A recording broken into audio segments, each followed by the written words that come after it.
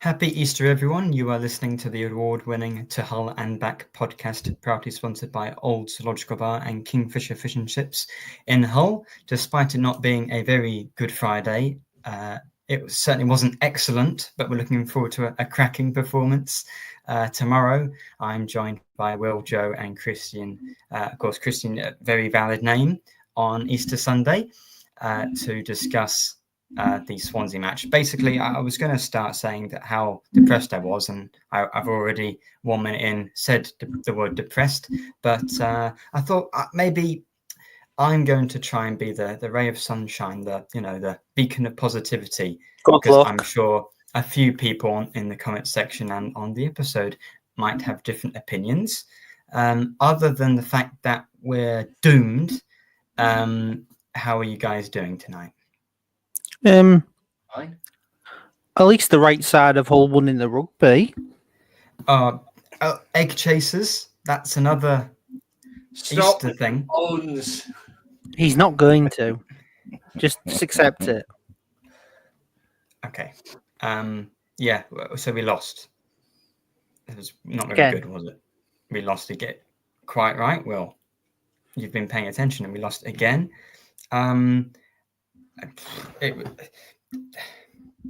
The performance from Hull City in the first half was pretty much as poor as this intro. No, it was worse.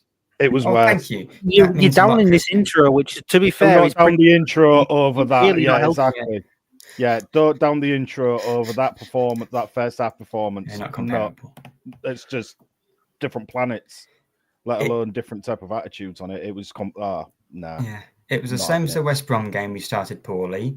Same with Watford. Same with all the matches. Really, what are they doing? Because second half, we weren't playing, free-flowing football. We weren't, by far the better team or anything like that. But there was some level of competition there. We like Sayers' comment. He's always saying about being competitive. Second half, they did try, maybe not to the fullest, but there was a football match happening. First half, since the international break, it really has been playing like we're already safe, but we are 2 points above the relegation zone, going to, a few crunches now, 3 games left. I just don't know why this keeps happening. I'm at a loss as to why they're playing this way, because bad is one thing, but drab and lifeless is another.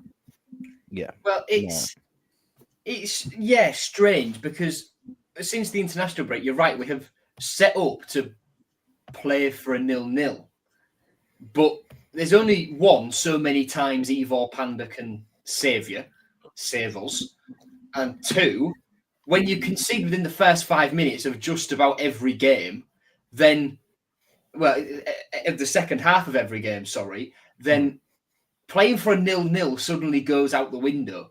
Then you've got to just chuck caution to the wind and go for it. Like, it took us 63 minutes to have a shot on target yesterday. Not yesterday, Friday, sorry. That's embarrassing.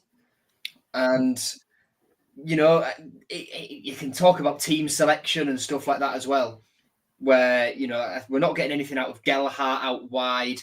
We're not getting Zhao in games in the middle, so what's the point in him being there, as good as he is? If he's not in the games, he's not good. Puerta, who we've just paid $3 million for, he's a tidy little player when he's in games, but when he's not in games, Jesus Christ.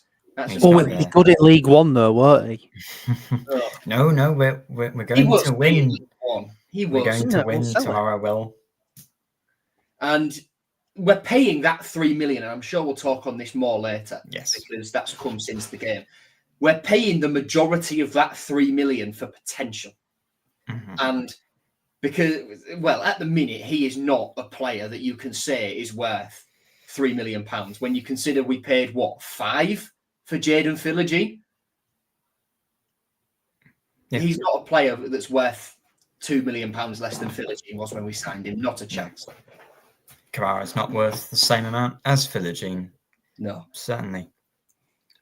Yeah, I think there was a comment, and we'll get to it later, as you say, Joe. But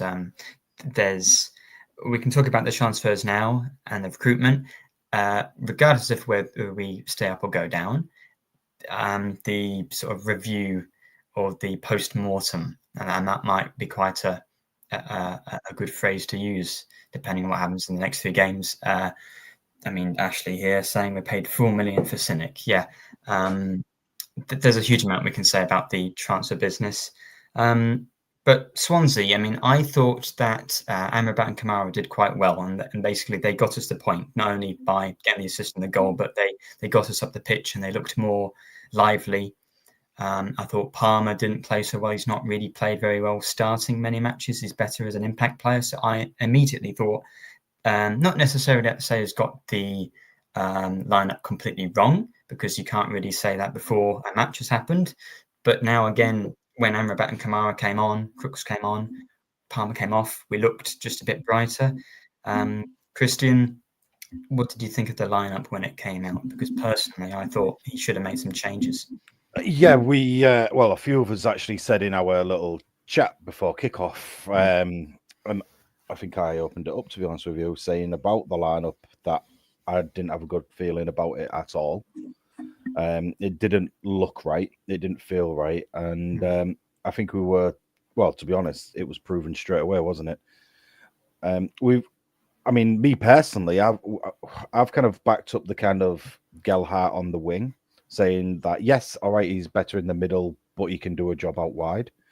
But for the last 2 to 3 games, he hasn't.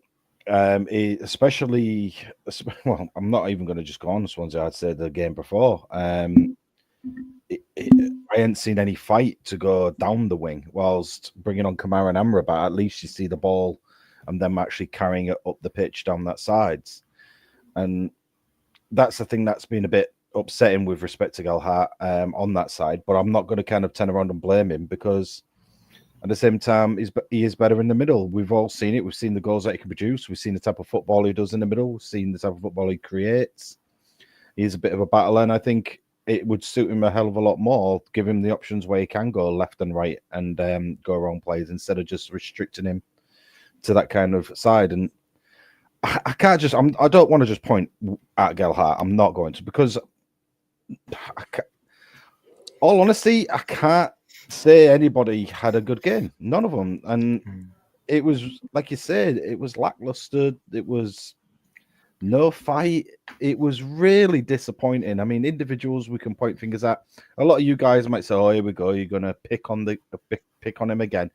But Louis Coyle did my absolute head in all game.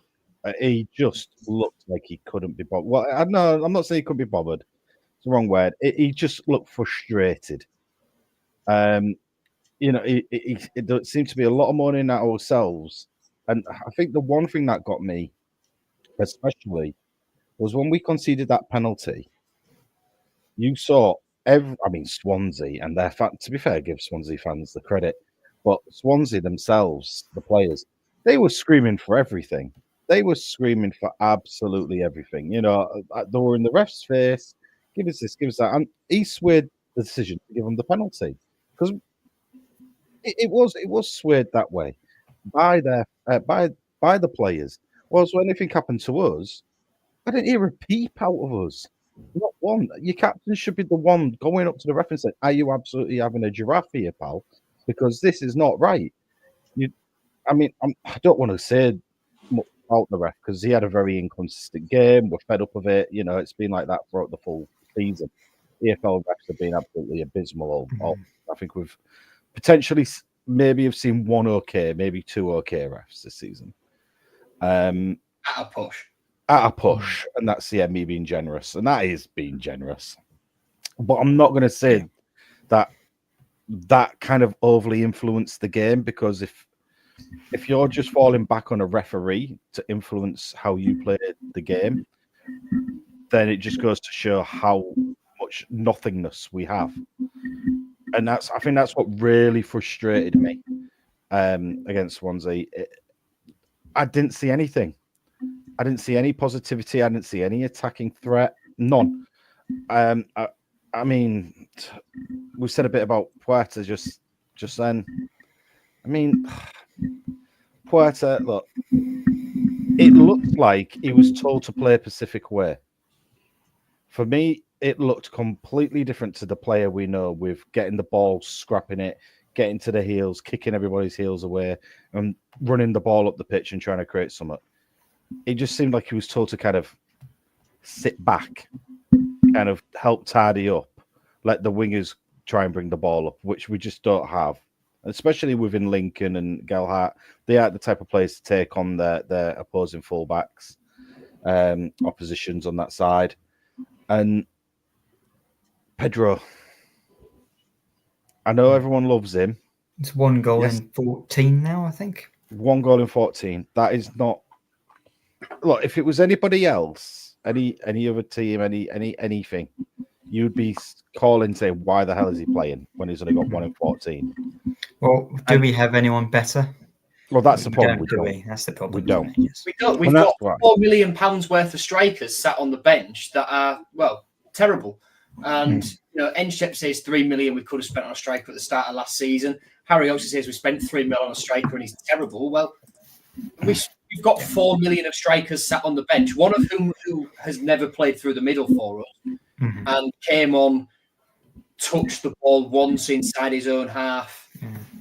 And that's about it. And Kyle Joseph, who didn't even get on the pitch. And he's played more out wide than he's played up front as well, hasn't he? Gone through the middle as well. We've got Zhao, who is a good striker. He's at the stage now where we have to play to his strengths, not try and build a team around a certain style and just put Zhao in it, hoping for the best. Everyone can say Noah Ohio was 1.5 million, as Ant has in chat. Ohio wasn't great, but I think he'd have been His a touch better was value poor. for money, definitely. Yes, But quite going right. back to the referee.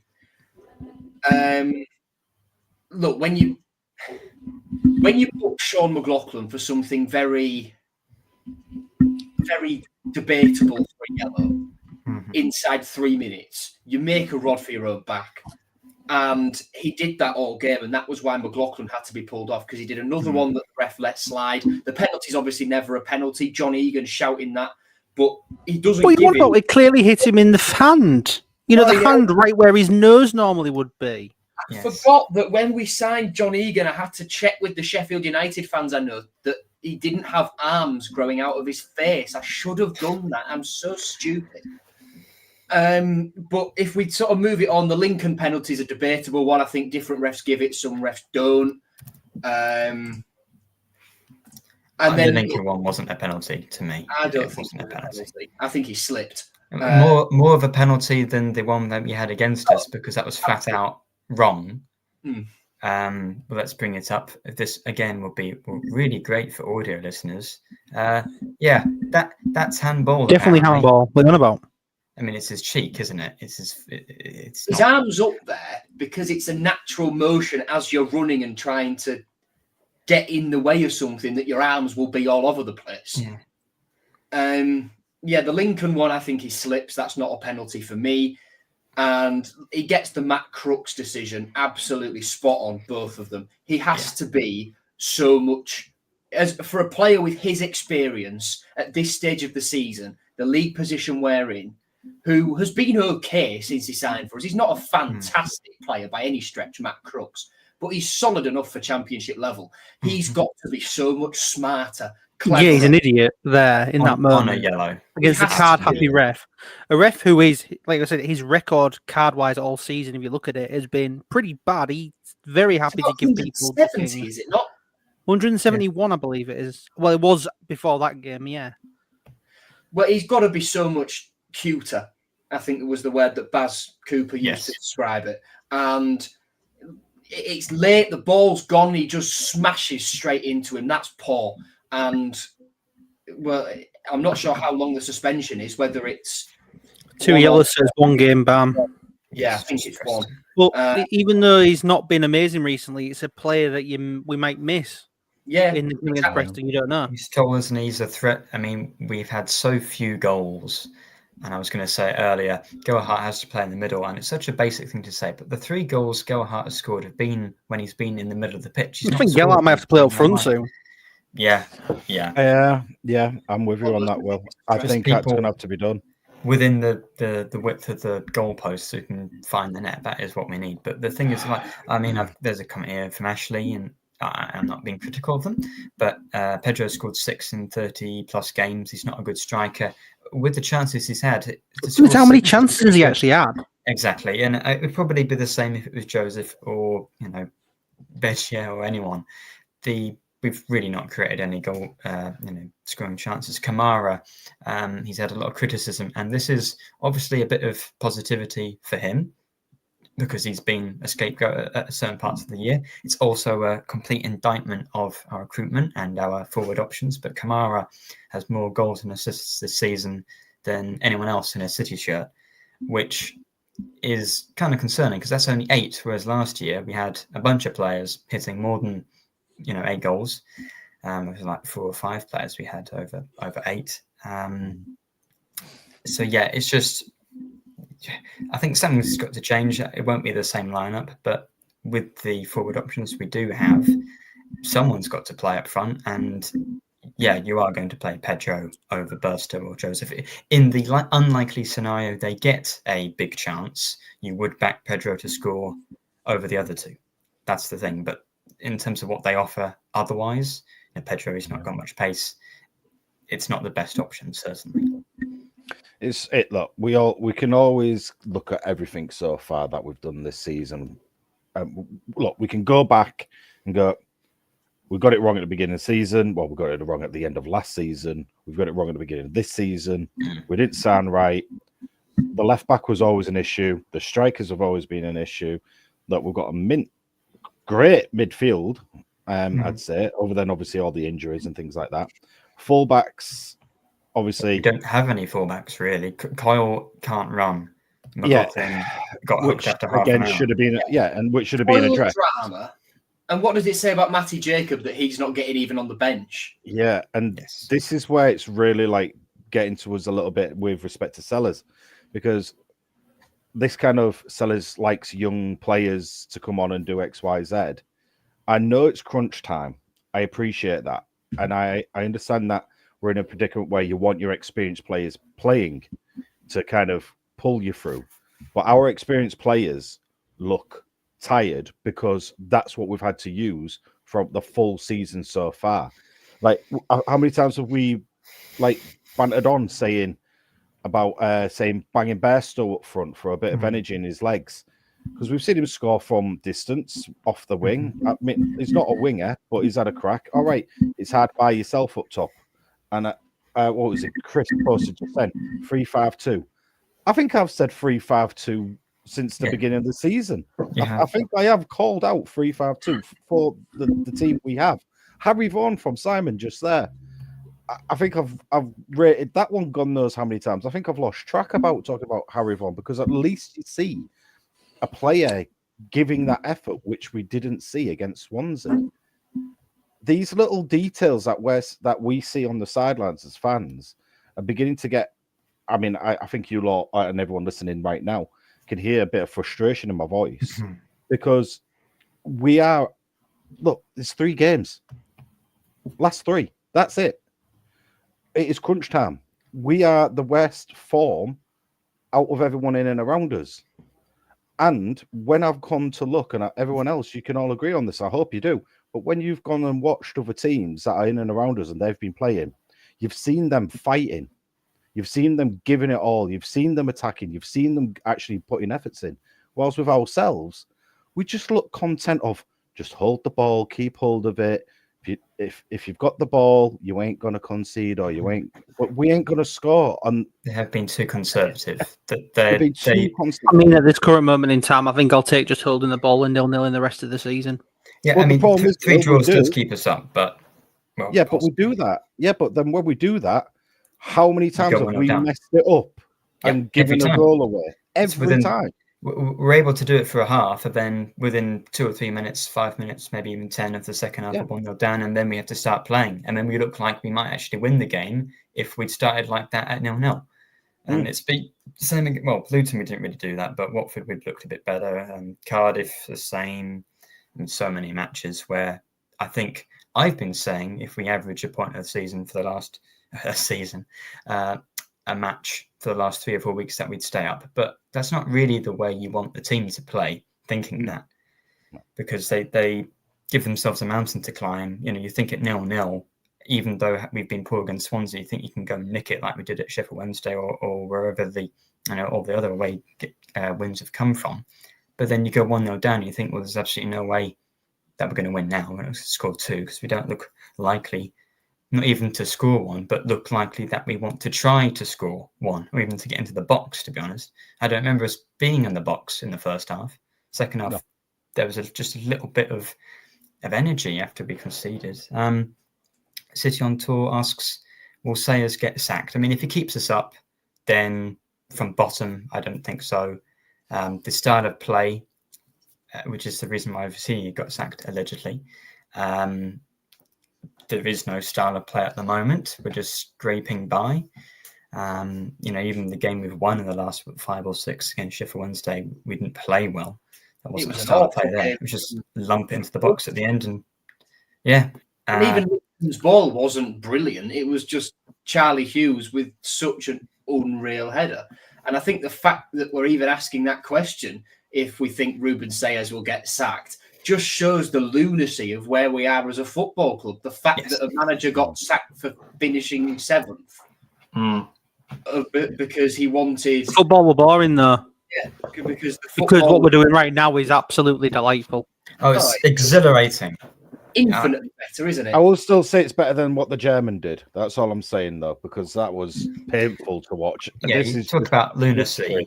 Yeah, Volta ball was lunacy because not only was it boring, but it was also insane at the same time. Which it was shouldn't be possible. It was maybe from a sadistic point of view slightly better to watch, just to watch how insane it was. As a neutral, right? Yeah, if you were neutral, yeah. But going back as a neutral, you're going as a laugh. Sorry. Going back to how we stay up, right? And it links to Tim Walter here. If we win back-to-back against Preston and Derby, that is enough to keep us in this division. Even if we only beat Derby, that's the thing. Like I've seen some people say, and because of the performances, I can understand it, but that we're gone and we're already down. We're not even in the relegation zone. We're not even a point above. We're 2 points above with goal difference. Winnable games, but obviously the way we're playing, not so winnable. And we're not even 21st, we're 20th. If we beat Preston tomorrow, we are going to be in the Championship next season. I don't really see the teams. I don't see Cardiff, and even though they've just sacked Omar Riza, so they might get a bit of a bounce, I don't really see them going to West Brom on the final day or visit Norwich and winning. I think the bottom 2 are down. So the only team that might be able to catch us, if we lose to Derby, of course, we're in big trouble. But I think 1 win keeps us up. As I've said the last few weeks, it's maths that's keeping us up. Sorry, it's not the performances or the huge amount of points we're going to accrue. It's just you scrape 1 win, and that is enough to take you over the line. Well, to take the pressure off for Pompey, let's say, because there will still be pressure on for Derby. It will get slaughtered at Pompey. We're going to get slaughtered at Pompey regardless of what. Earlier on, I have booked my Portsmouth hotel room for me and my dad, £162 in a Premier Inn. Booked the tickets on top, plus fuel, safe in the knowledge that I am going there to do the ground tick, not expecting to see a result. Yeah. Because our record on the final day is shocking. Mm-hmm. And this is just where we are as a football club. We never go on these long journeys and do well late in the season. But let's say, right, for argument's sake, back-to-back wins keeps us up. Yeah. What is the evidence that this team can do back-to-back wins? No. Show me.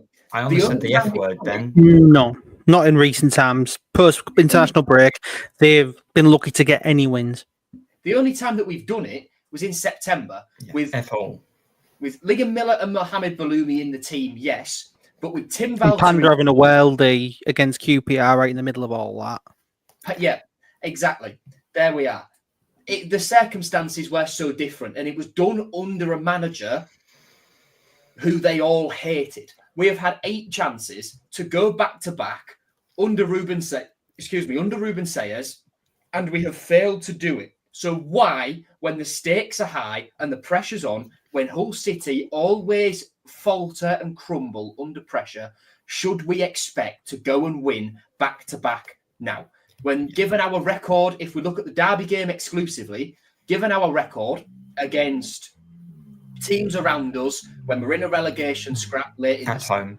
look at Burnley 2015, at home as well, Nathaniel. Burnley 2015, Sunderland 2017, who were already down. All of the teams, we played pretty much everyone in the bottom 6 at home when we went down under McCann, like Charlton, Luton, Huddersfield, Barnsley, all of them at home. Second half of the season, we lost every single one.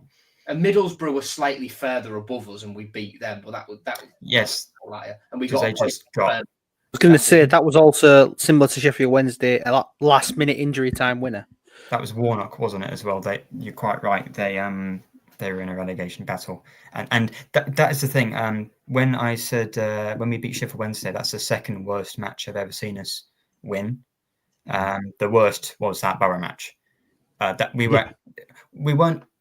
That's the second worst performance I think I've ever seen from City, bar 8-0 at Wigan, to be honest, and we won that. It was vile, and I would very, very much happily take that performance again if it means 3 points tomorrow. What are the excuses going to be if we go down? There are. I'm actually interested to hear what people would say on that. If it did happen, quite a few, but you've got to think of how the season's spread out. You know, you can't just pick one and say that's the reason, because obviously, I mean, everyone's going to blame Acun. Everyone's going to blame Acun regardless. And that would also be the correct answer. The correct answer. Yeah, I'm not going to. The Acun thing is a total. Look, we can have a week's episode and speak nonsense. Oh, we're going to get into it today. Christian. We would exactly. We could go on about that from the start, but let's forget about the Acun thing for now and look at, like, say, with Ruben in charge. Now, I'm not gonna point fingers and say, Ruben, you've got it all completely wrong. However, I think it's now got to the stage. I think I'm looking at the chat now. I think I've just seen about 6 comments about it actually, and this is what I was going to bring up: the change of system with the players that he has. He's been too rigid not to change it up with the type of players that we have. Look, it's evident we can't play with a single lone striker. We're not playing 4-3-3. We are literally playing. There is there. There is no support. No, it's almost like a 4-5-1 modern. And half the time, if it is Pedro's actually sitting deeper than half the midfielders are coming to collect the ball. So it's like having no striker. And then when you've got someone who does break through, they've got no one to play it to because the play's still so far behind because it's just leisurely jogging up the pitch. And this is what's getting to us at the moment. I think we can all see that the lone striker has killed us off a bit when a break opportunity has come, because we've still had to slow play down, bring the ball back and try and bring everybody back up the pitch again. And by the time we've all done that, we've lost possession and we're on the back foot again. I think Ruben will have to take a bit of blame, but I'm not going to turn around and say it's all Ruben's fault, because he's inherited a team. It's not. He's inherited a team that just isn't good enough. I'm going to say it. It isn't good enough. And even if we do have some good players, it's imbalanced, isn't it? And you saw at the Euros with England, we had all the best players at the tournament, but no left back. A bit like us at the moment. And even one player out of position, let alone 3 or 4, it really does show. Exactly that. And that's the thing. When you don't have those type of players to kind of fill the gaps, okay, I get it. But do I feel next season will be different? I'm not going to talk about if we're League One and Championship. Yeah, of course it's going to be different, because if Ruben's still in charge, Ruben will have time to actually put his proper stamp on things to come across, because it's really hard to do it during the season. Yeah, okay, you can do as many goals as you want. You would hope he'll be given time to stamp and put. I hope he does. I hope he does. Yeah, I mean, I truly do. You trust him to still be here at the start of next season with what happened at the end of last season? Realistically, well, that's what I said earlier. Though the fact that it just shows how mad this whole situation is, and people have sort of slagged the Rossini sacking off. People have defended the Rossini sacking, But the fact of the matter is, we're having this conversation as a direct result of Liam Rosenior getting sacked, because deep down, everyone knows it's mental. And everyone said it at the time. The only people defending it now are the people who are in the, for the want of a better phrase, cult of Acun. And the book stops with him. By the way, Tan painted it out on talkSPORT and in his Daily Mail interview that I had a little read of, and Dan put in chat, Tan hinted that it was a one-man decision of... Worth mentioning, before we get to all that, I wouldn't trust everything that Tan Kesler says, because he's no fucking saint himself. 100%. Whilst he may be correct in that, he has done things with club money Allegedly. that we can't technically allegedly talk about. That really makes him an untrustworthy character as well, which is funny because I'm pretty certain he was brought in by Acun. And we all trusted him. We all felt that he was the man to rein Acun in.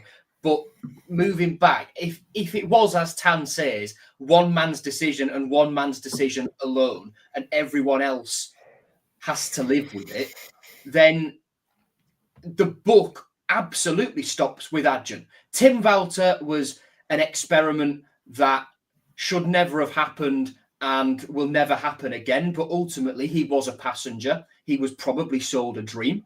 And he has paid the price with his career, because his reputation in football is now in the mud.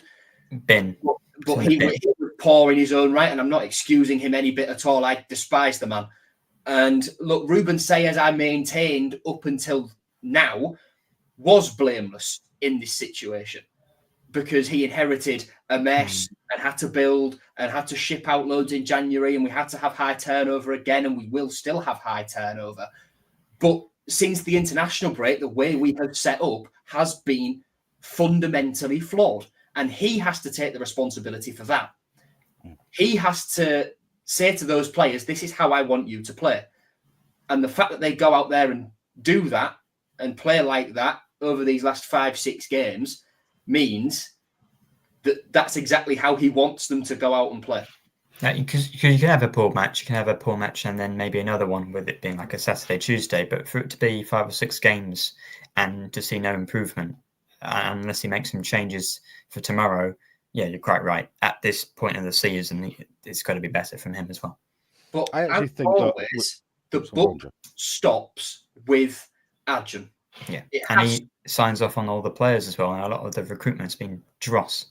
And we did all of it for our delayed summer recruitment, not starting properly until late July, early August, was because Acun wanted Fenerbahce to be prepped and ready and have their squad settled for the Champions League qualifiers, which they didn't progress in. They then scraped through to the knockouts of the Europa League, in which they lost in the round of 16 to Rangers. And they're finishing second behind Galatasaray in the Turkish Super League this year, with Jose Mourinho, again, one of the greatest managers in history, in charge of that football club. A football club which Jose Mourinho says is the most corrupt football club he has ever worked for. He said that publicly. Yes, for Chelsea and Real Madrid and Inter. Well, and that was all to have Acun focused on Fenerbahce. It's failed. So it's not even paid off for the other football club that he's at the helm of. And because he's now at the helm of Fenerbahce, the public opinion on Acun in Turkey has waned, because football divides the nation there, especially the populace of Istanbul, and his popularity here, because he's done what he's done, he's spent all the goodwill he had here as well. So we're in this position because of Acun. Whatever happens is because of Acun. And he's got to take one look in the mirror, and he's got to say to now Jared Dublin, who he's going to put in charge of running things, this is what I'm giving you. I'm going to take a step back and let him and the manager run things, because they know football. Jared Dublin is the first person we've had at the top of this football club who has experience at English football before he came here. Yeah. And that could be huge, whatever division we're in. Because in League One, if Acun doesn't lose massive interest and is at the helm, then that could be absolute destruction for everyone involved. Because players coming in from Turkey will not know what League One is. Yeah, I agree. They barely know what the championship is. This is the thing, though. This is why I actually we're talking about Acun in quite a bit of detail right now. This is why I think Ruben's not going to go anywhere, because we're not his toy anymore. He's thrown us out his pram. He don't want to play with us anymore. So this is why we're still going to have Ruben, because he's not going to look at it and go, I want to do this and this and this and change it up, because we're not his toy. He's got his fenner, and we're just going to cruise into it. Can we afford to? Financially, can we afford to sack him? No, probably not. But we can all speculate. We all know we've spent money, but we don't know. We're in a position where we can't afford to sack him. We can't afford, in a way, to stay up unless we get rid of everyone, and we can't afford to go down unless we get rid of everyone. So the situation we're actually in right now is complete lose-lose, unless Acun actually, first of all, appears, because he's gone completely silent for the past couple of months, which is funny. Funny how as soon as the team starts going to shit, he disappears completely. We just get secondly, he needs to accept he's made a mistake and needs to show up and admit that. Yeah. Steve Acun does still attend the games. He always turns up about 2 minutes. He's been silent. He says he only speaks up when everything's going well. Is the point? He's not saying a thing. Like even the night Walter got sacked, he even said himself, "I will not sack him." He couldn't even do it that night. That's it. Harry, we're not questioning about Sellers, just to make it aware. We're just talking about the craziness of Acun and what his unpredictability could do. Because you're right, Sellers has got us into, since his kind of reign, if it was the beginning of the season, we'd be about 13th. You're right. I think we would. Yeah, and every single one of us here from the beginning of the season to this point right now have said mid-table, fine. We'd be all happy with mid-table. I think I predicted us to be 12th at the start of the season. I wanted that. Yeah, exactly. I think that was a comment that Will said, that 12th was, I think, around about the ballpark figure we all kind of come up with. And we'd be loving that. Yes, all right, Tim got us into major trouble. But we're now talking where we're at this specific moment, right this split second right now. After the last 5 games of football that we've all watched as fans, as whatever you want to call us, as critics, it's been lackluster. It's been wrong.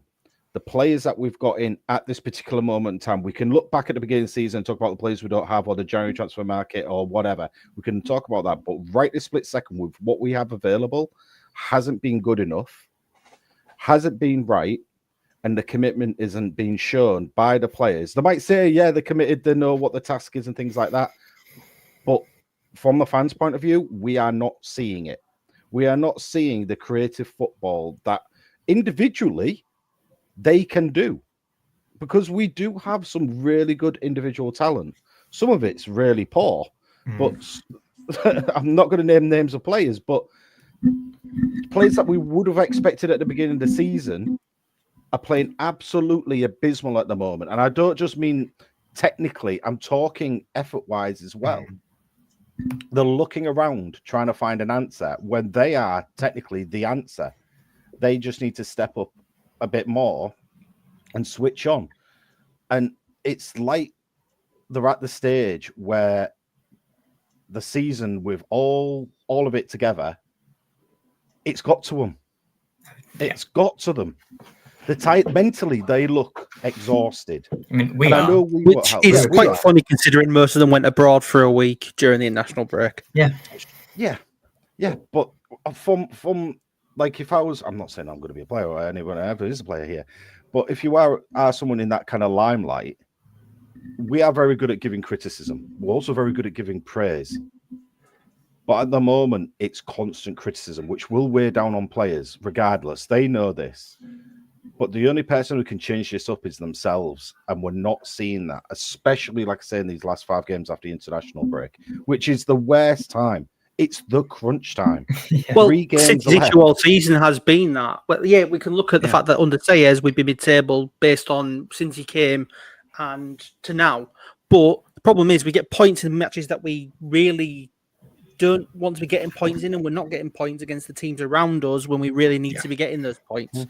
It's a bit confusing. I think I said this last week as well. We beat Sheffield United and then we lose to Stoke. You beat Sunderland, then you lose to Cardiff. You need it to be the other way around, and then we get away from the bottom of the pack, and then you're looking at an okay season.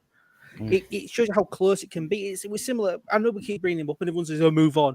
Under Rosenior, you swap the home and away form under Rosenior, he'd still be here right now. 100%. Yeah, because we did play a better football way as well. Yeah. This is the thing that, like, we're saying about the fight and kind of the commitment and showing, and everyone's saying the same thing. But I can confidently say right this split second, if we were showing fight and we were showing the commitment and we were showing a bit of somewhat about us, but we were still losing, I'd be fine. I won't be fine with that, but I would be at least. You can accept it somewhat. It's like if we go down fighting, fair enough. You've gone down fighting. Exactly. You go down the way we're playing. It's just you don't. At the minute, why would you ever want to support them in that way? Staggering limply to whatever fate has in store for us. Yeah, no matter if we stay up, we're staying up with a whimper. If we stay up, we're staying up essentially because other teams haven't taken advantage of us being appalling.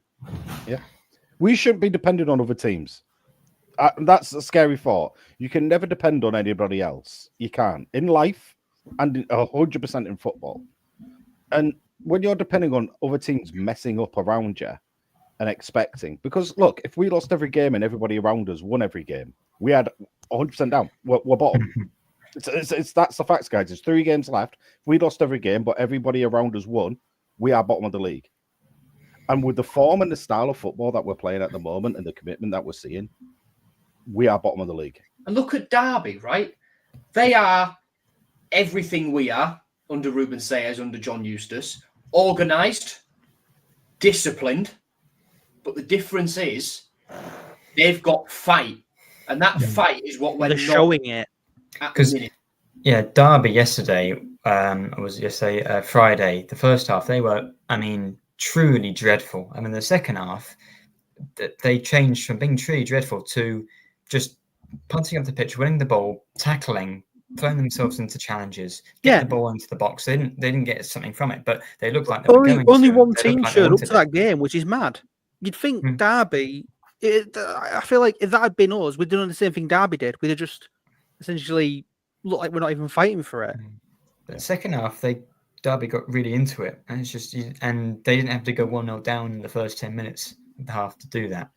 If we were fighting and we lost that game because we did yesterday because of a terrible refereeing decision, that should really be 0-0. Swans didn't really create that much, but it's just why couldn't they play that way? You could say that about when we played Luton that time.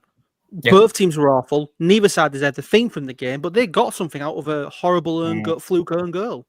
And the problem is, we didn't get points and they did, which is the problem. You need points. It don't matter how you play, you need the points, and we're not getting them enough. Yeah, fair enough. I just want to go back to Acun, because Ant has put something in the chat about him being a PR merchant, and I can't find the comment there. Of course he is. He owns a TV station. When he's going good, he's front and centre. I'd be interested to see if on the lap of appreciation, I'm not going to call it a lap of honour because there's no honour in this season at all. At full time against Derby, whether he is at the front leading it and, like he has been the last 2 years, because the reception he will get will be very, very different.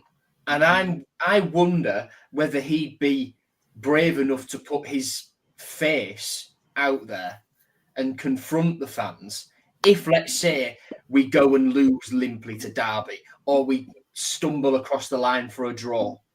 Who knows? I know Bentos puts Fenerbahce at home that day, won't even be there. That would be very, very interesting. That would be telling. That'd tell you, really. Yeah, it would be very, very, very telling. You're right. And, well, this is where we are. Yeah, I mean, look, I don't know if I'm at the stage of like saying, Adrian out. I'm not at that stage. I will never. Well, I can't say never, but in the Like Stockholm foreseeable, syndrome, aren't we? What came yeah, before was so bad that and so for so long that to a more willing extent than other clubs, we might be able to live with Which not turning up for a bit longer because the Allams it's were not. years to It's get not him. even that. It's the fact that people are willing to give him.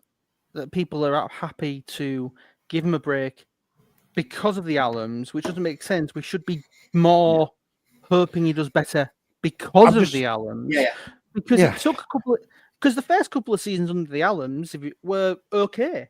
Let's be honest, they were okay. It only started looking sour the moment he sacked Nick Barmby, a popular fan favourite manager, because he had an argument with him essentially. Funny how that happens.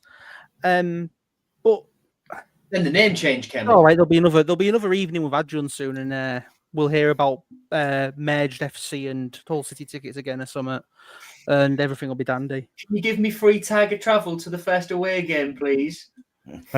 I also don't think Adjun out is the right thing to do right now, No, especially I if we're don't. not down yet. Well, yeah, We the need next two home games. For a start, I they wouldn't need do to be- Adjun out until he actually responds to how the season's gone so far. Yeah, look, I'm not Yeah. going to be Adrian now. I'm always going to say that, and I think you bang on. Will we need to see how he responds? I think he does If need he a little bit of responds. time. If he And what Will responds, said, I'm right, if confident he- he will. Comes out and takes responsibility for what's happened and says, look, what happens on the pitch is nothing to do with me, but the chaos we're in and have been for this whole season, that is my fault, then cool. That's a degree Yeah, of admit you did a gamble and it didn't pay off. Admit that you were doing a bit of gambling with how you thought things might pan out, and it's not going to happen. You've lost out. Admit that. That's fine. I won't say all will be forgiven, but at least people will look at you and go, right, at least we know what you were trying. I mean, it's a bit obvious what he was trying, but not to kind of own up to it and think everything's all hunky-dory is just a frustrating thing. And it is really frustrating. And obviously it's now portraying from us looking at how we're playing football as well at the moment. So it's got to put sellers in the limelight. It's putting individual players in the limelight. Like I said, I'm going to bring up Coyle again because I can bring up Coyle because he's been such a servant to the club. He has. And there's been seasons where I've gone, Coyle's one of the best right backs I've seen, blah, blah, blah, blah. I've said all this. Last year, I think he was quite a few players, People's Player of the Year. And this year, not. It's not even. Yeah, but how many would you actually I don't pick even this year think it was on anyway? the list. Panda has already won it. I mean, Yeah, I was going to say talk there's about- one name you can give. Let's be honest. Panda could come out and throw the ball into the goal 100 times and he'd still be man of the match. But you can name the players that you would So, actually kind of highlight and you would go say, like, yeah, Panda, Hughes. Kamara. No, Most goals and assists. No, but it's just who else is there? Yeah. Alzate, Pretty Pedro. good. I mean, I'm not saying Pedro's been amazing, but they're four names that I can pull up and say we've looked at them and gone. At least they are out. You know, But they are. right, who, if we go down, we're going to lose. Zhao won't stay. No. He's not going to stay. No. We lose Amrabat. Afford him. I'll be heartbroken. Again. We get fees for Alzate because he's too good for League One, Hughes because he's too good for League One, and Ivor Panda because he's too good for League One. But then you look good for Championship. You look further through the team, and you look how many of them will want out. Gellert won't stay. We're looking at the only lone player staying being Finn Burns. and he won't stay Because other people have left. Yeah. And look, what League One would provide, and it's a conversation Will and I have had a couple of times, that what going down to League One would do is it would provide a wake-up call for some people at the top of this football club. Some people at the top of this football club who I think up until recently didn't think relegation was a real possibility. You'd like to think that even being battle is. I'm not going to name names because it's unfair to name names, and people shouldn't have the names. There are people still at the club. 100%. There are people at the club right now who think relegation isn't a possibility. And I hope I'm not lying there. There are people at the club I who hope think it someone is gave the those possibility. How people- can you look at our situation and think that? Swansea needed to give. Well, it might be a good thing in a roundabout way. In making these people wake up and realise that League One could well happen. That relegation is not just a real possibility. Some would regard it as likely. I still think we'll stay up personally, but others are of different opinion to me, and that's the way football works. And what it would If we do all had the is same opinion, it'd be boring. the big earners off the books going down to League One and have a reset as a football club. Invest smartly in players that are capable for that level. Build around them. Promote some youth. Harry Vaughan's capable at that level. Easy. You can fast track Stan Ashby through and have him around the first team every single. Stick Burstow on the wing. Burstow, easy. Kyle Joseph scored 9 goals in the first half of the season. And what that would provide us a nice reset to find a core of a team again. You'd keep your sort of League One level players like Louis Coyle. I'd imagine players like Alfie Jones and Regan Slater might think they're above League One now. And if that's... Who's going to buy him? Maybe someone get Jones, but no one's buying Slater. Hey, well, you'd be surprised. Well, You'd be I know. I think you got to remember I think teams so. come up as well, and they might want experience that have played in the championship as well. There's plenty I of gotta teams say, who are looking for players on these radars. If there's any players that aren't too good for League One, Slater's certainly one of them. Without chances he's missed. If you were cruel, you could say it single-handedly sent us down, but I'm not quite that cruel. There's so many other factors. Two-handed with Kyle. No, I'm joking. Then you go look on. at things, even looking into detail. Does anyone think relegation wage drop clauses were inserted into contracts? Not Probably really. not. 100%. Christ, I think no. there was. Or maybe No. they are automatic. Actually, that's a good point. Yeah, I didn't believe we was going to push again, so it's a very likely chance they went. And look, it's a silver lining, and it's nothing that we should be singing about, having to go down to League One and reset. But you've got to look for these things. And if it takes a year or two to get out of the division, because League One's tough to get out of, Look how long it took Sunderland to get out of it. Sunderland, Sheffield Wednesday, Portsmouth, so many examples that it's taken big clubs who have been in the Premier League ages to get out of. Some who go down to League Two. Look at Bolton. Yeah, exactly. And Yeah. both could go up this year through the playoffs. Charlton have been in League One for a while. They could go up this year. But we need to find ourselves again as a football club, if you get what I'm trying to say. We've got no identity at the moment. Like underground camps. What's Well, concerning our- is Go on, Will. I don't think you find that if you stay up almost. Yeah, I totally agree. I don't think you find it if you stay up because I feel we just keep going on as we have done if we stay up. I'm not sure. I'm Stay not up. I sure. don't see how We the couldn't spend as long much. term. I do not see how this club improves again if we carry on acting the way we are right now. Yep, agree. I get you, and I get that from both Will and Joe. The only one thing I will say is there is certain players in there that I will class as kind of key core players for next season if we stay up. It's just kind of picking around them, and that will be your 11 because we don't have an 11. We don't. We've got. Oh, who can we bang here this game, and who can we bang that game? Shoehorn Palmer in. Shoehorn, yeah, and build up like, oh, I'm gonna, yeah, exactly. Shoehorn Palmer, I'm gonna put Palmer in, right? I'm gonna have to move him over there and move him over there until we get that kind of the fullback situation really needs to be sorted, and that was evidence with Made 4 fullbacks. Nice. No, a left back for League One. Left back. If we're in League One, we're all right. I mean, if we're in League, we'll have Ryan Giles back at this rate. If we're in League One, That's another Jesus one, level. though. We're not going to be able Yeah. to shift him. The whole thing banked on him going to Middlesbrough and finding that form again. He's utterly failed. So Scored now 9 goal. we're going to be trying to scrumble round and get clubs to cobble together about £1 million for a player we paid nearly £4.5 million for less than a year ago. Yeah. Who, before we got him on loan 18 months ago, would have been regarded as the best left back. That's why we signed him. Level. Yeah. And look, just coming back to staying down in League One, James Fairlawn could do it League One. Matty Jacob, League One level, easily.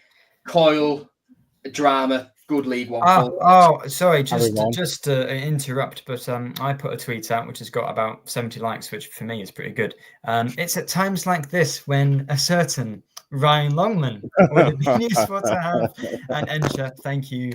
I didn't mention. Well, you would need to play through at the back for that, Will. You need to play through at the back for getting Longman on there. And yeah, Longman could at least he can run. He could do a job at fullback. I mean, not a very good job. His best football the whole city was at wing back. It was. Yeah, wing back. But like coming back for going down to League One, because it is a real possibility, and that's why I'm sticking with it. Because it's such a weird argument. Because why would you ever advocate for your team to get relegated? Well, I'm not. Because of the money we spent. I'm just in general. It seems antithetical about your club supporting a football club. You want your football club to win. You want your football club to succeed. Theoretically, asking for them to go down is not exactly going with that idea. It's not. You look at the problem is sometimes I think you need to take a step back to go forward. But a step back could be spending less money, couldn't it, rather than just getting relegated? The problem is as well, like I said before, I do think that if we stay up, as we currently are, we're just going to end up repeating the same mistakes again over and over. But if Acun accepts that he's made the mistakes he's made, we might move forward in a positive direction. The problem is I don't see how that happens unless we go down, which means it feels all a bit like none of it would actually happen. And Bentos makes a point there. We can't just assume that we can afford to go down, which is we can't afford to go down. That's the problem. We can't afford to stay up. We can't afford to do anything, but in the next year or two, probably go up, right? Into the Premier League. Like I said earlier, staying up and going down, both are it's a lose-lose scenario for us in different ways. Yeah, it's worse if we go down, I assume, but it's not good either way. But financially, it's way worse. Look, it's way worse in League One for sure, and we will just have to flog everyone. We end up in this position again next April. It's an instant 11 million way worse before anything else. It's an instant. There's 11 million. To sell Hughes, Alzate, Puerta, anyone who's worth any money, probably even Kamara, and then we just have to fast track players through. Bobby Moore, who played for the under-21s when he was 15. You try and fast track him through, even though he's just signed his scholarship. Wouldn't you fast track someone who's a centre back called Bobby Moore? Yes. I would. Zach Jagielka, Tyrell Sellers-Fleming, probably someone like Ramel Carter, Zane Myers, Nathan Tinsdale. All of these players would all of a sudden become part of the core first team if we were to go down, because we'd have to flog anyone worth anything to try and balance the books when we are already losing 500 grand a week, and with the debt we have, we would probably collapse in League One. And for anyone who thinks, Acun wants us to go down so he can do a Birmingham, Jesus Christ. We haven't got the money to do that. Grow a brain. I've been shouting this from the rooftops for so long. The money existed at Birmingham because they spent very limited amounts of money in consecutive transfer windows for years and years. With new owners and FFP wiggle room in the Championship when they were to go back, they could afford to do that. We simply cannot. If we were to go down under the Alams, as it was, have the take. The way they were running the club, it was doable. It could have done something what Birmingham have done. It wouldn't be the Birmingham blueprint. It could have been the Hull City blueprint. Like I said, we went down to League One under the Allens, and they obviously, because we weren't spending any money, they invested in youth essentially, and that allowed us to grow a team again and go. But that was only because they weren't spending any money. They weren't spending the money that Acun's been spending. Like I broadly disagree with Ihab Alam on pretty much everything, but there's one philosophy he had which rings true. He said he would rather do it in the Championship with local lads than do it in the Premier League with a bunch of nobodies and mercenaries brought in from abroad. I think most fans actually don't think that really in their heads if they're asked that option. Definitely. But it's whether these players now, that we've had, the investment in the youth academy has backslid, would also be able to do it at the championship level. And now we're hoping that, because League One's not great, bar Birmingham and Wrexham, Wickham, Championship's not great. Pretty poor. And if we were to go down, I don't doubt that some of these players could make that step up. Look what Jacob Greaves did from League Two to League One. Look what Keane Lewis Potter did, breaking through in the Championship, tore League One up. This is just like, it's a good point, Louise, in chat. We're not down yet. This is just an We'll probably stay up after all this moaning. Well, that's what I wanted to say. That's fine. I think we'll repeat the same mistakes again next season if we do stay up. So it feels like we're just delaying the inevitable, for me anyway. I know for a lot of people it might not be. And if we change how we act, we probably won't do it. Just if we have to stay up, though, you're right. Get out with this in a good place. There does have to be a real culture change at the top of the football club in terms of transfer policy. If we are staying in this division, we have to get away from the constant massive churn, signing 15, 16, 17 players every summer transfer window. We have to get away from that and spend sensibly on players we need. Look at the problem is we probably would have a massive churn if we went down as well. Yes, certainly. Just people would leave. I got to say, we're at an hour now, 61 minutes even. Speaking of spending money on players more efficiently, we should probably touch on the actual transfer news. I can't believe it's April and we have actual transfer news. I've seen one comment, and I think there are a few little things that we have to pick up on. Will and Joe, you might know more than me, but we've signed Gustavo Puerta. His deal has been made permanent. We've spent around £3 million on him. Firstly, I think someone, it might have been Harry earlier, said, was there a clause where Puerta can make the deal permanent? I don't think that's the case. It's just that Puerta the way it was worded. He's played the amount of games. Yeah. One thing I've got to say, activated that clause in that he has started the games. He's not pressed a button or because he doesn't pick the team either, does he? Yeah. So it's the fact that he has activated it because he has been picked. He has activated, as in he has gone through that process. Having it that the club he is Puerta. The club has activated the clause in the agreement we had with Bayer Leverkusen over Gustavo Puerta. He will become whatever. It's just the way that the statement has been written. It doesn't mean anything. I've also got to say, sorry, go on. Very good signing. Should we stay up? We won't see him if we go down. Yep. We might not see him if we stay up because of his comments recently. Might be taken. Yeah, talking about other clubs. Yeah, I mean, I thought about that, how everyone would react to it, talking about going to other clubs. And look, I get where he's coming from because he's come from a team which, well, won everything with ease. And now he's at Hull, battling out after an absolute, well, I can't say the word, but it was a mess. It was a joke. What he's probably witnessed since coming. He's come from a club that's gone from absolute positivity. Shitstorm. Thank you for saying it, Nathaniel, because I was trying to be sorry, conservative here. Fucking mess. There we go. Thank you, gentlemen. Yeah. We've all weighed in now. But that's the thing, like, coming from a club like that to where he's at now, I kind of don't blame the guy wanting to look for the future. Yeah, when he has no skin in our game, why would he want to stick around? Exactly. But on him as a player, again, I've said it throughout the season. I really like him. I really like Gus. He's all right. He hasn't lived up to his full expectation and potential whilst at Hull, but I don't want to blame him as an individual for that because look what's around him. Look what he's got to work with. He hasn't had the opportunity to kind of venture out and be himself at Hull because Hull hasn't had an identity for him to kind of slot into this season. Yeah, the best time he seemed to have this season was the 3 games he played with Matazo. Yes. And he looks to be better further up the pitch, but with the injuries to Matazo, he's had to play deeper. And I don't think that's his role. Yeah.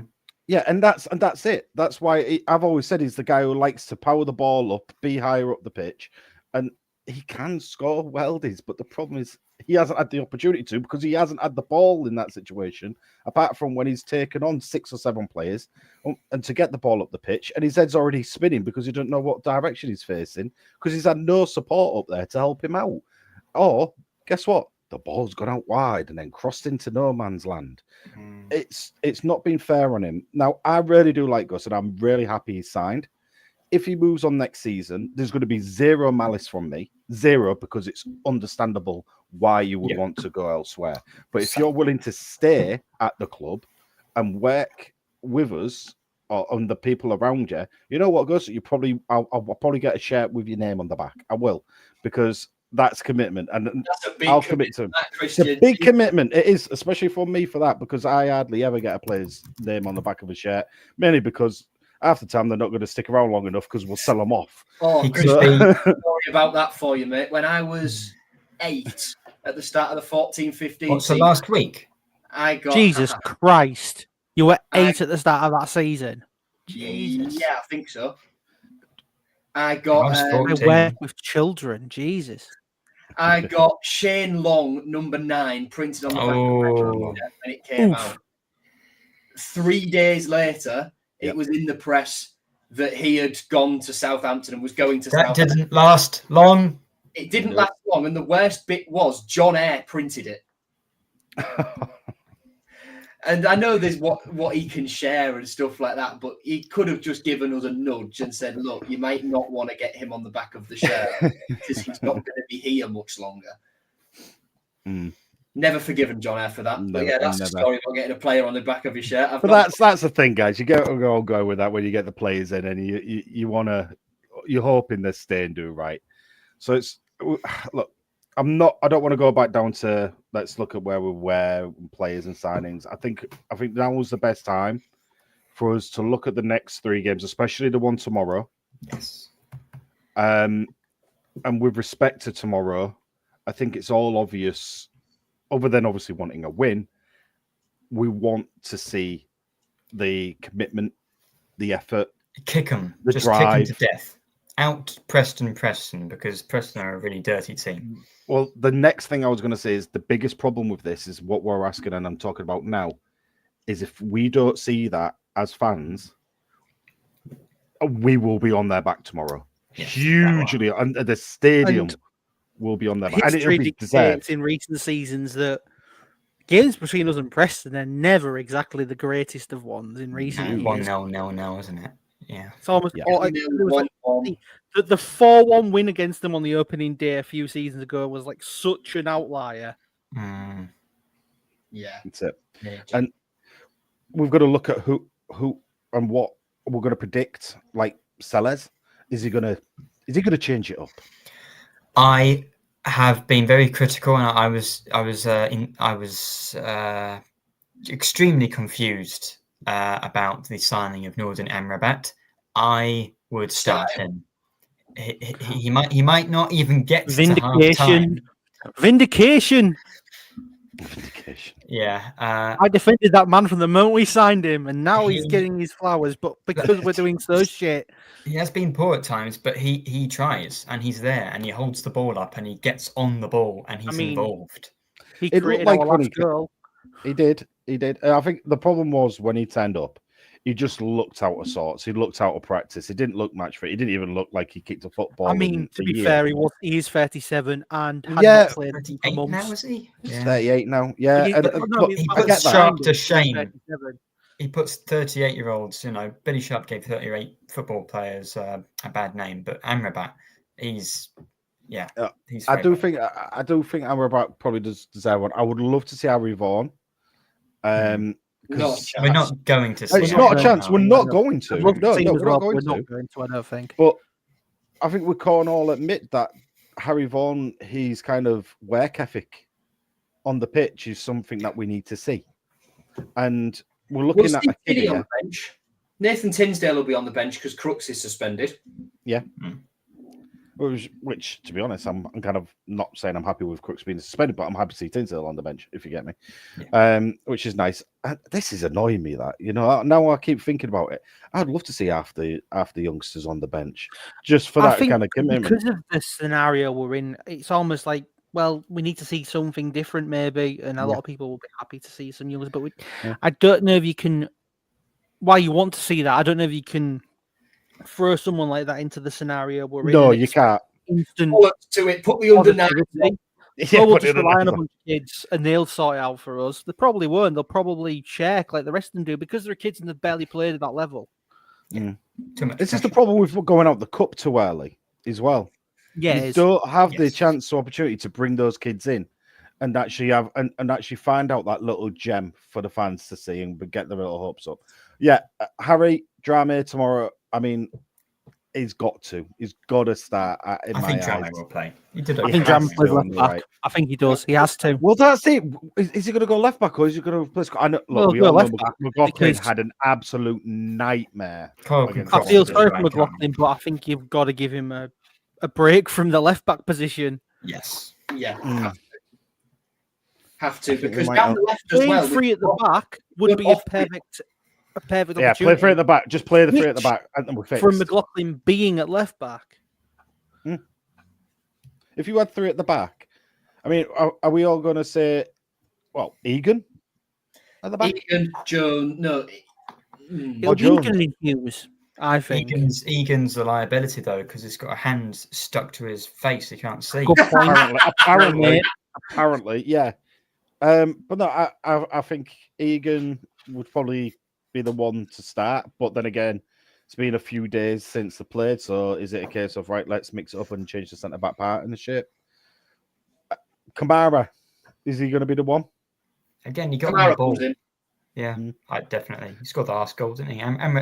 For me, Problem- Amrabat and Kamara just try and win the game from the first minute rather than the 45th. The or problem the with 60th. Kamara is, we all like a lot of people have complained, and understandably so, about Coyle, but Yeah. Kamara offers no defensive protection to him. Yeah. And that's one of He the doesn't, he reasons doesn't. that caused had a poor season. But the problem is, if we don't start Kamara, who's looked, I'm not saying he's been our best, but he's been our brightest in the last few games in terms of He an has. attacking star. Yeah, Not brilliant, Well- but he's been by far and away our most potent and most effective attacking. He's there. When he's come Yes. on, or for at least the first 60 minutes. That's what I will say. It Usually, reminds me our of the best energy players that are the ones Philippe who come used off to. the bench at the moment. Yeah, like when he comes off the bench, happy days. You know, When Palmer he's comes off the running bench, he's a lot better. When Lincoln came off the bench, he was a lot better. When Kamara comes off the bench, he's a lot better. When Amrabat came off the bench, he was better than what was on the field. We just seem Can to we have this start problem 8 that- players? just those 8. Yeah. Do you know we're all talking about who we'll bring in, who what swap in. We're talking about this just to accommodate a formation that Ruben won't change. 4-4-2. 4-4-2, 3-3. Well, that's what he did against At the back. Swansea and against Coventry. He came on and it looked pretty much like a 4-2-4. It did. Yeah, it did. And guess what? When it was 4-2-4, obviously you've got more in attacking, but it was more attacking. It was, And it was more also attacking. because we were behind as well. Yeah, which We I had understand to go from the 3 kitchen for sink points. at everything. But right now, we need more up top. Like backline, clear it out. I don't care about fancy little passy football at the moment. I want goals. We want survival. Get that ball up, run it up. Oh, at the Get moment, it forwards! Get if it you- forwards! I If will you're be getting it screaming that at forwards- the match. if that ball is in their Thank you. half, it's not in our net. you Yes. know, we're at Nice that one, stage. Michael Owen. Yeah, exactly. You got it. You got the reference. I'm happy with that. But it's true that it's got to get it up. We've got to get it in that zone because at the moment we're not seeing it. We can't look the next 3 games. If we lost against Preston, it's down to Derby. And that's not And I fun, because that is That's a a that's can't somewhat do it. terrifying prospect going into that is that a game. playoff match, Exactly. isn't it? I can't cope with it. I look. I think I'm not going to have to asking for score predictions. dissociate myself to watch that match. Yes. It's going to be hard. I mean, I'm not asking for score predictions right now, but would you be happy with a draw tomorrow? Yes. I was thinking about that last night or in the shower. I was thinking if a point was guaranteed, it keeps us at the bottom 3 for another week. But it then relies on the Derby game, I suppose. Then it Yeah. relies again on the Derby game. Talking about the atmosphere, Will, you yeah. said to me, because I wasn't there against Plymouth, you said it was just so sort of nervy, tense, tetchy, even. And it's that horrible. I was right. I was right for not being there because of University and finishing at 6. Derby and Preston are going to be exactly the same. It's Yeah, just worse. If not worse, yeah. no one's going to want to give anything up, especially against Derby. No one's going to want to give anything away. Step Take a out 0-0 against Derby. Yard. We've got to beat Preston. I'll take a 0-0 against Derby because that means they stay below us. So yeah. Definitely. Before we do our predictions, I just want to read out the last 6 matches against Preston, the results, if you don't mind. That I've already ruined for you. 1-0, 1-0 Preston, 0-0, 0-0, 1-0 City, 0-0, 1-0 Preston. And our last, however many matches have been 1-1 and 1-0, haven't they? So 4-3 City is my prediction. I'm going to go 4-3 City. This is the exciting football Acun sacked Rosinha for. Finally. On the just quickly on the atmosphere thing, it is understandable why people are tense and nervous, but I do think that people, well, I think they will. People just need to get behind the team a lot more in this vital point. I mean, we are exactly 51 weeks past us having that 3-3 draw with Ipswich at the end of last season, which probably one of the best atmospheres I've ever heard in that stadium. Yeah. And it was sour we need against that Coventry. Now more than ever. First half, when we were passing around the back against Coventry, I was quite happy with the 0-0 against Coventry. And if we were on the ball, I was quite happy that Coventry didn't have it. But the atmosphere there was really sour. And it was like against, with Rosinha, we need to back them in. Even if we're passing it around the back, 0-0 is a point on the board and we need points. So, yeah. Start booing if we go 1-0 down in the first 10 minutes of the second half, because that's standard. But yeah. If we get an early goal, though, that atmosphere builds. Oh, it'll be awful. It'll be worse because we'll stop playing then. There's a massive exhale that happens if we get an early goal, but we have to get an early goal first. We won't. When was the last time we got an early goal at home? Norwich? Yes, that's the problem. We lost to Stoke. That's what happened. Yeah. Yeah. And then that's the thing. You get an early goal, we sit and go, "Oh, we've got the goal." Try and sit in, and it's counterproductive to us. Norwich was 10 really counterproductive. Playing. Yeah, quite right. Yeah. Shall we do our predictions then? I'm going to go 4-3 City. Well, obviously, I'm going to say 3-0 City. Nice.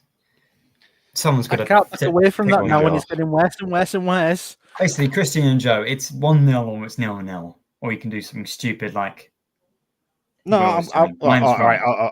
I'm going to go. Oh, God. 7-0. Joe, I should kick you off the podcast. I'm going to be the sensible one. We need to start doing points about I think. I'm going to be the sensible one. I'm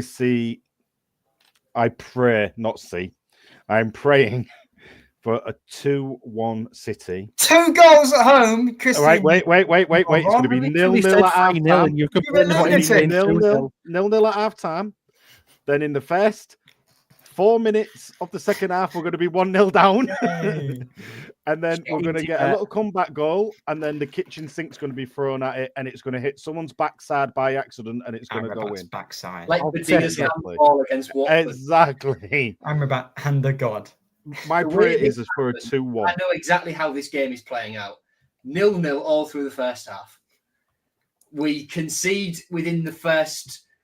I'm going to say it takes 1 minute and 17 seconds of the second half for us to. I give it 4 minutes. And then we panic, sub everyone on who's on the bench, who's got anything going forward, and we draw 1-1. That's how it happens.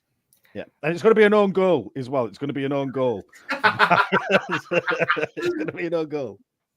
We're going to kick it in someone's face again. Yeah. Again, really this time we're going to kick it in someone's face, and we're going to get a penalty against us for handball from ourselves kicking it in our own face, even though it's a hand. Sorry, that's it. That could well happen. It's going to happen. Everybody, thank you. That could well happen. Yeah. I'm not looking forward to it. If we win, that'll be such a relief. That is a huge if. That is a emergency if we win. emergency pod if we win. Yeah, God. Emergency pod. Last time we did one, Everyone's going to say get against behind them. Sack. I don't think it's worth that. Everyone's going to say get behind the lads tomorrow. And you're right, we should, and we will get behind most of them. I know I've just read that. I can't believe. But when we say get behind them, the lads also need to give us a reason as well. So if they give us that reason, then sing your heart out. That's what it is. It's got to be done by them. We're not the ones playing there for 90 minutes. We're not the ones, because if it was, we'd just pick it up and throw it in the back of the net. No, Coxie, please don't say that, because if that's it, I will cry. Was Chris Badia against Cardiff, wasn't it? Christ, it was that long ago. I can't remember. Palmer. I was Palmer going to say, I've had one missed one. since, definitely. Yeah. Palmer No, missed but one. Palmer was before Badia. No. Oh, we beat Stoke, then we beat Cardiff. You're quite right. So it Is that it? must have been Badia against Cardiff. Well, it's because we don't shout for them and ask for them. That's Yeah, why we don't get them. To go back to that, we don't do enough shithousery. We really we don't. don't. It's one of the problems of the season as well. We don't ask for stuff and harass the refs that are so easily influenced by everybody else. Like I said last week, look, we're going back in circles, guys. Right, I'm done. I'm I muted. think we just need to wrap this up. We're going to win tomorrow, and it's going to be beautiful. I've got a couple of points I want to make before we finish. Okay. They're not Hull City men's team related. Well, one of them is about Acun. Oh, yeah. Someone mentioned earlier in the comments of this about a court case. So I'll just briefly mention what they're probably referring to, with the fact that in Turkey, Acun and several executives have been charged with promoting illegal betting through football broadcasting on their platforms. I don't know much about it. I just know that they've been charged with that. The way it happened, and go on.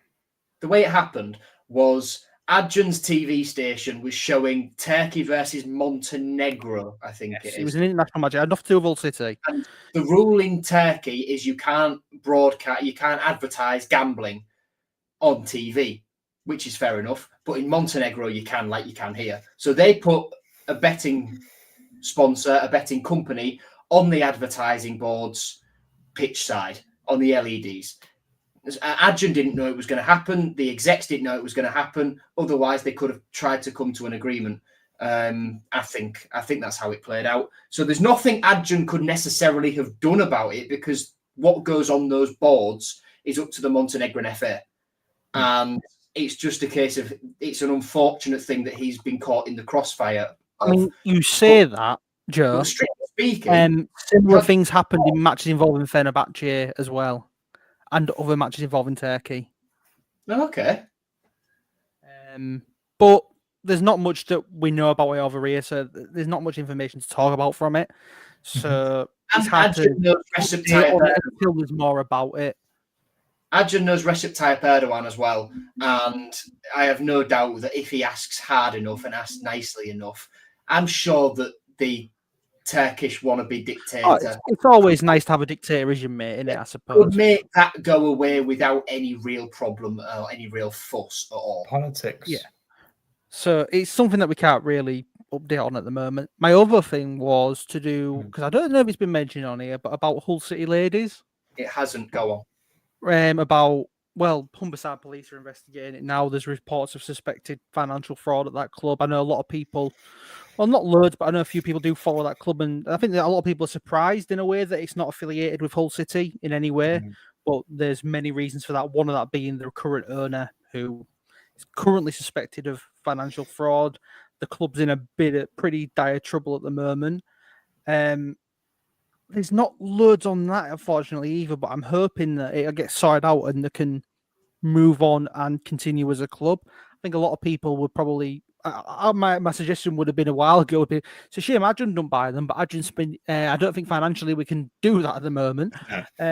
Similar to trying to develop West Park and Walton Street, which has gone very quiet recently. Well, do Fenerbahce have a women's team? Because if they don't, who are they going to sign? Fenerbahce have an everything team. They've got basketball, all football team. But yeah, they were just the only other two little bits. Hopefully City do well, and hopefully City are all right, but yeah. It's going to be this is gonna horrible, bad. isn't it? It's going to be really miserable. At Either least way. the build-up's going to be. Hopefully the match doesn't, but we're living It in will hope be. there. Even if we win, it'll be 1-0, won't it? Oh, sorry, 4-3. 3-0. 3-0. Yeah. 2-1, as Christian says. Fighting spirit, that's all we need. Fighting spirit. That's all we're after. Yeah. All right. Thank you, everyone, for listening to us for almost an hour and a half, just drone on about various disaster after disaster after disaster about the season. So hopefully next week we'll have a more spirited podcast, but that's all down to these two crucial home games. We may well do an emergency podcast halfway through. I mean, if we win, we might just do a celebratory one, but let's see how that goes. Exactly. I must jump on. I've been saying I'll jump on the last few weeks and I haven't done, so I must try to do that. But yeah, Kristen, Will, Joe, thank you very much for joining me, and everyone who's commented in. We really appreciate all the support, and we'll be back after delicious 4-3 win against Preston with all that exciting football, as promised. Exactly, 3-0.